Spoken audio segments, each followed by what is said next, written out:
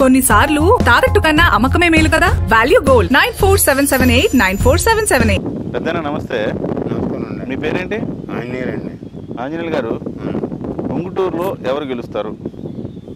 ధర్మరాజు గారు గెలుస్తారు అనుకుంటున్నాను. ధర్మరాజా? ఎందుకు? వ్యక్తిగా మంచివాడు, వయసార మీద వ్యతిరేకత ఎక్కువ ఉందండి వాడు. అదే కారణం. రేట్లు రైతులు ఏం నచ్చలేదు ఈ ప్రభుత్వంలో మీకు? రైతుకి ఏమీ మేలు జరగలేదండి. రైతుకా? చేపల రైతులు కానీ రొయ్యల రైతులు కానీ రొయ్యల చెరువులు చేసి నీళ్ళు గట్లా గెలిపారండి వాళ్ళు. రొయ్యల చెరువు వెళ్ళివేసి వదిలేసి వెళ్ళిపోయారు బయటికి. నీళ్ళు కట్టకుండా వెళ్ళిపోయారు. నిజండి. కొల్లేరు గుడివాగలంక అతని పేరు బలేమూర్తి. చెరువు లీజు గట్లా వదిలేసి వెళ్ళిపోయాడు. లీజు గట్లా వదిలేసాడు. కరెంటు బిల్లు కూడా మేము కట్టుకున్నాం. మరి ఎట్లయితే ఈ గవర్నమెంట్ పోద్దంటారు? అయితే ఈ ఒక్క రొయ్యల చెరువులు చేపల చెరువులు కదండి. పరిపాలన అనేది ఏది కరెక్ట్గా లేదు కదండి. ఏది కరెక్ట్ లేదు. Okay okay okay. So government మీద వ్యతిరేకత, అలాగే ఇక్కడ ధర్మరాజు పట్ల ఉన్న ఒక సానుకూలత గెలిపిస్తుంది అంటారు. గౌరవం గెలిపిస్తుంది. ఏంటి ఉంగుటూరు నియోజకవర్గానికి ఏం కావాలనుకుంటున్నారు మీరు? ఏమండి, ఏ రైతుకైనా ఏ వ్యక్తికైనా సుపరిపాలన ఉంటే చాలండి. మంచి పరిపాలన ఉంటే చాలు. రైతు భరోసా అయిన ఇస్తున్నారు కదా. ఏమండి, ఎంతమందికి ఇచ్చారు? ఎంతమందికి ఇచ్చారండి వాళ్ళు? అందరికి ఇవ్వలేదా? అందరికి ఎవరికి ఇచ్చారు? ప్రతి పథకాలు అన్నారు. ఇప్పుడు కరెంటు బిల్లు ఎక్కువ వచ్చింది అన్నారు. కొంతమంది లేడీస్ కట్టేశారు. కాలువ కట్ట మీద ఇల్లు వేసుకున్న ముసలమ్మ 1,12,000 రూపాయలు కరెంటు బిల్లు వచ్చింది. అబ్బా! ఏంటంటే ఇచ్చారు, పొరపాటున ఒప్పుకుంది ఎలక్ట్రికల్ డిపార్ట్మెంట్. మరి వాడి పరిస్థితి ఏంటి? ఎక్కడ తెచ్చి కడుతున్నారు? ఇవన్నీ అంటే ఉద్యోగస్తులు తప్పులు కొంటాయండి. ఇది గవర్నమెంట్దే కాదు. మరి అది చూడాల్సిన బాధ్యత ఎస్ఓలు, ఇంజనీర్లు, డీలు ఉంటారు కదా. ఓకే. సో ఇన్ని కష్టాలు పడుతున్నారు మీరు. మామూలుగా ఏమంటే ఇంటికి 1200 వచ్చింది కదా. మేము బాగుంటే 2 ఫ్యాన్లు. మా బయట డ్యూటీకి వెళ్తే ఒక ఫ్యాన్ తిరుగుతుంది. 1200 వస్తుందా? 1200 వచ్చింది. కట్టామండి, బిల్లు చూపిస్తాం మీకు కాండి. అబ్బో. సో ఓకే పెద్ద, థ్యాంక్ యూ. అన్నా మీ పేరేంటన్నా? నా పేరు దేవరాజు అండి. దేవరాజు అన్న, ఉంగుటూరులో ఎట్లా ఉందన్నా కథ? ఉంగుటూరులో కూటమి అభ్యర్థి జనసేన గెలుస్తుంది. జనసేన గెలుస్తారా? కారణం అంటే ఈ రాష్ట్ర పరిపాలన అంత తవరాలని చూస్తున్నామండి.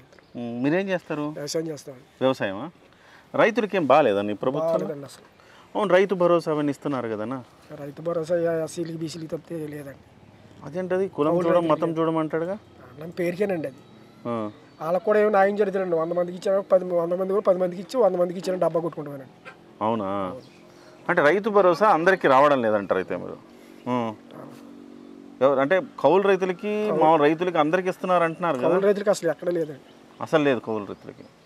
అన్న, కౌలు రైతుల గురించి అసలు ఎవరైనా మాట్లాడుతున్నారు ఈ ప్రభుత్వాల్లో? ఎవరు మాట్లాడారు? పవన్ కళ్యాణ్ గారు ఒక్కరు మాట్లాడుతున్నారు. ఆయన సాయం కూడా చేస్తున్నారు. అవును, 30 కోట్లు చేశాడు కదా సాయం ఆయన. సో ఈ నాయకులందరిలో కౌలు రైతుల గురించి మాట్లాడేది పవన్ కళ్యాణ్ గారు ఒక్కడే. సో ఇప్పుడు ఎవరు వస్తారు ఉంగుటూరులో? ధర్మరాజు గారు గెలుస్తారు. ధర్మరాజు గెలుస్తారు అంటే ప్రభుత్వం మీద వ్యతిరేకత వల్ల. వ్యతిరేకత, పవన్ కళ్యాణ్ మీద అభిమానం అన్నీ కలిసి. టీడీపీ హెల్ప్ చేస్తుందా? చేస్తారు. ఓకే, గ్లాస్ కావాలి సార్. మీ పేరేంటనా? రామారావు. ఉంగుటూరేనా మీది? ఈ నియోజకవర్గం. అన్న, ఇప్పుడున్న ప్రభుత్వం పట్ల మీ అభిప్రాయం ఏంటి?